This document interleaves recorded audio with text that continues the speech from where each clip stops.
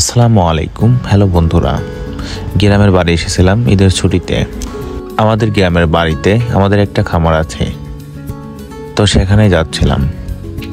হঠাৎ অনেক জোরে বৃষ্টি হচ্ছিল, কিন্তু যেতে পারছিলাম না বৃষ্টির কারণে। বৃষ্টি থামতে থামতে প্রায় সন্ধ্যা লেগে গেল। তারপরও আপনাদের দেখাবো বলে সন্ধ্যার সময় রওনা দিলাম বৃষ্টিতে। পুরোটা পথ কী অবস্থা দেখুন। তারপরও আপনাদের খামারটি দেখাবো বলে কাদার মধ্যে কষ্ট করে গেলাম। খামারটি আমাদের বাড়ি থেকে খুব বেশি দূরের পথ না, হেঁটে গেলে 5 মিনিটের পথ। এই তো কাছাকাছি চলে এসেছি খামারের কাছে।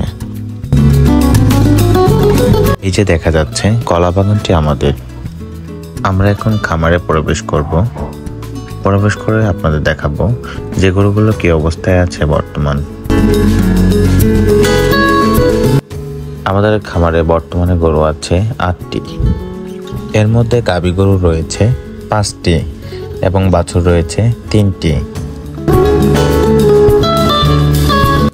আমাদের গরুর খাবারের জন্য খামারের আশেপাশে কিছু ঘাস রোপণ করা হয়েছে।